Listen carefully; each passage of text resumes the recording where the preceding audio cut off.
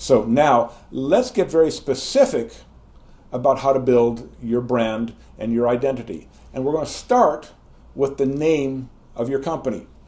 Business names must make a strong first impression. It's almost got to be one of those things where you go, whoa, what's that?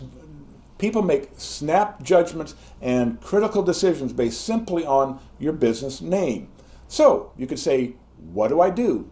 Jiffy Lube. I understand what they do just by the name. Make it a clear benefit. Fast signs. Oh, okay, I get that. Reflect your niche and identity. 7-Eleven. Well, I remember back in the day when grocery stores were open 8 to 5, and my mother, if she was working, couldn't get there. So 7-Eleven was a nice little convenience to have. Made perfect sense. Keep it simple and easy to remember. Burger King. Oh, I understand that one. The king of burgers. Made good sense. Actually, easier to remember than McDonald's, because what's the rest of the story? What you want to avoid are acronyms, unless they mean something. You know, IBM was always International Business Machines until the marketplace knew them so well, they said, no, you're IBM. We'd rather call you that by your stock symbol. Avoid tongue twisters. I remember once a company, this is a real company, Howazak, Quentin, and Elton. How'd you like to be the receptionist for that every day? So it gets to be hard to remember. Make it easy. Avoid geographical descriptions. I wouldn't use the name Northside Taxi. What if you later on want to go to the east side or the south side, or a customer wants to take you to the airport? Will you go there? So some other name would be much better. Avoid restrictive names. If you're going to be Smith Software, well, it's kind of hard to ever sell that business to John Smith or John Jones. What does he have to do? Does he have to change the name of the company? So don't use last names unless you know that the business will end when you do.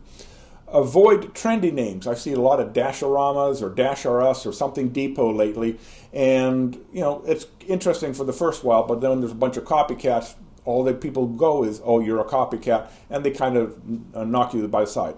Finally, avoid silly or amateurish names. It may be funny for a while, but it's like most jokes, they go bad or stale. So a good, like a haircutting place would not be well named to go curl up and die.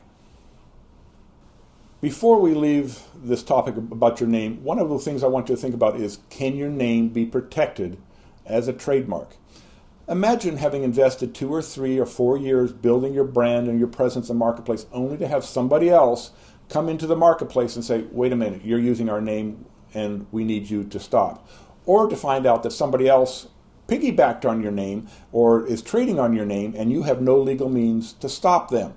So be very thoughtful about that. Take the time to research it. If you think you might be a mega hit someday, the time to take that action and protect it is now. If you don't like the name, or you discover that the name that you have now isn't working, be very careful before changing, because you also don't want to lose what you've already established. But if you're new in business or just thinking about business, spending time on a good name can be very, very important. Go to the yellow pages and see how many other names are like it.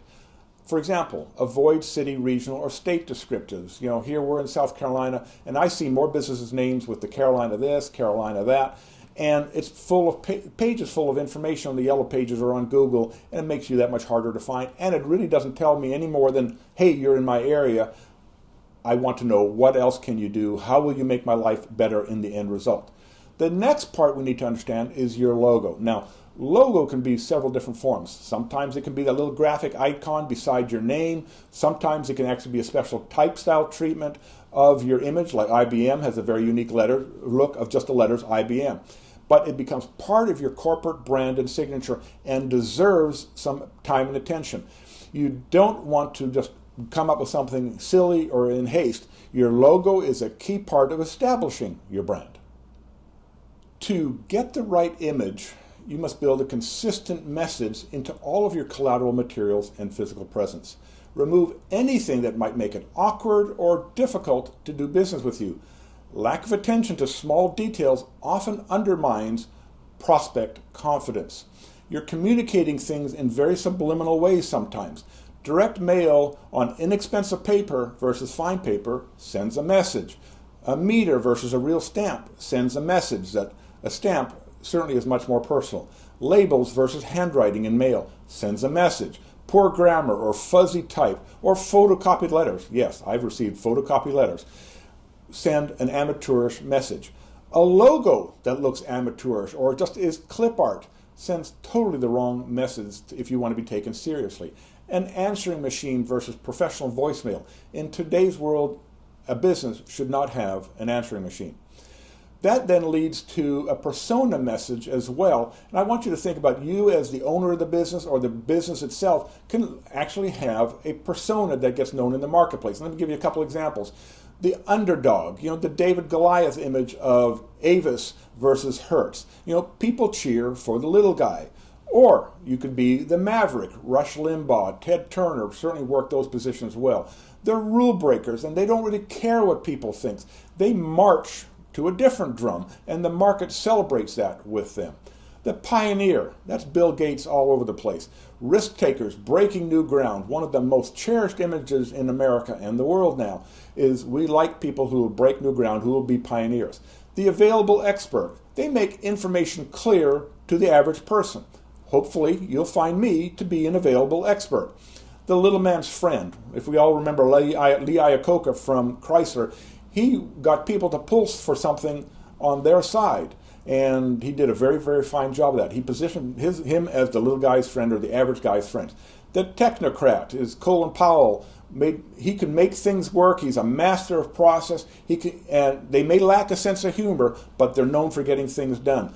Thomas Edison was the classic innovator.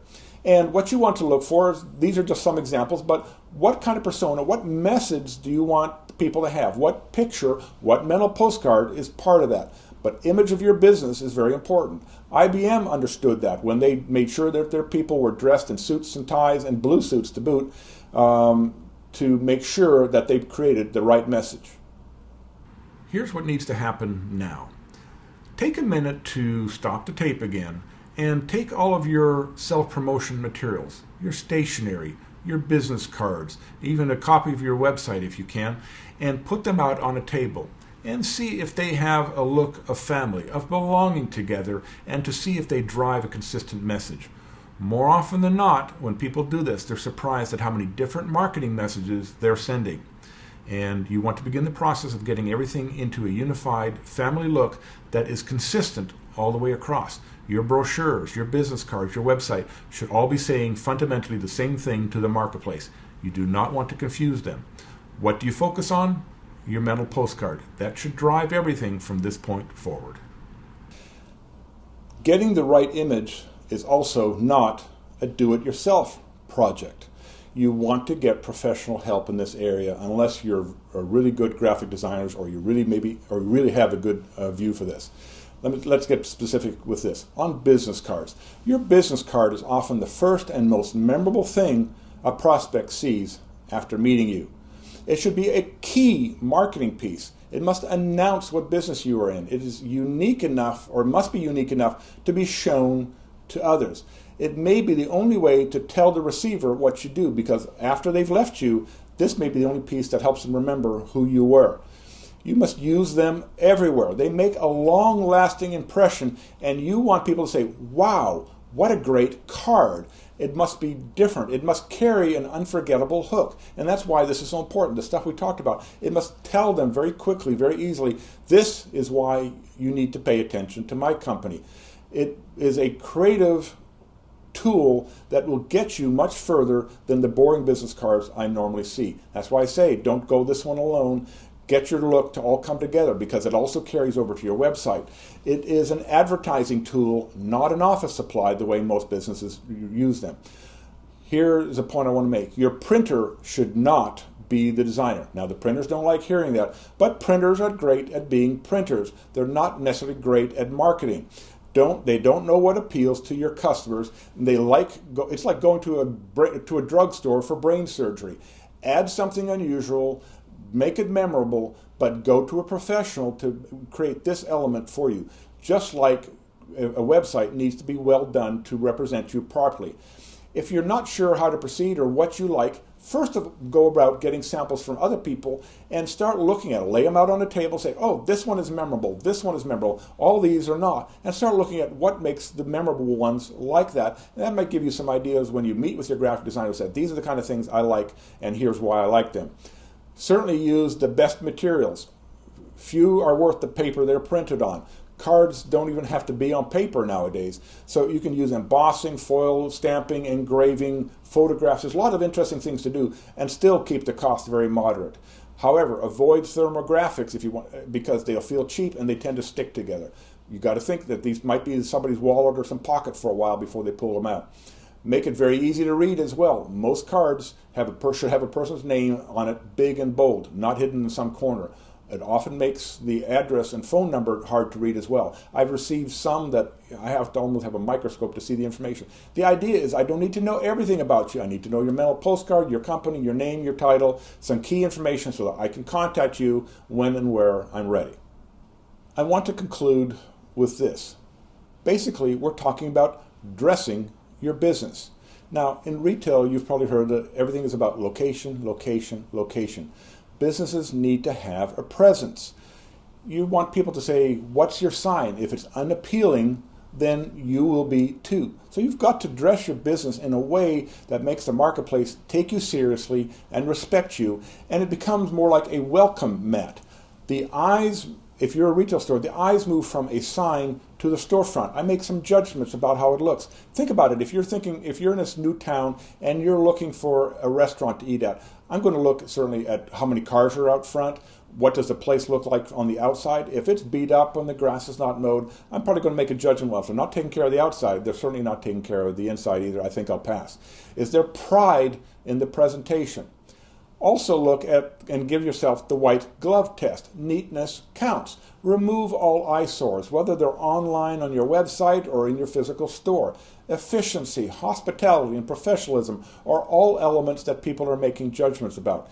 If you have a building, look at the decor, interior and outside, and look at what kind of considerations you're making there or what kind of impressions you're making there. You want to leave people with many positive impressions at every level. Every exposure is a moment of truth. So you want to see, do I convey a consistent and desirable image when they see my building or see my office or see my vehicles or see my business cards and stationery? Do they all tie together and make sense? What about when I call your phone or your voicemail? Does it tie together? The power is in the people. So look in the mirror and smile. Make people feel welcome, informed, and heard, and they will be naturally drawn to your business.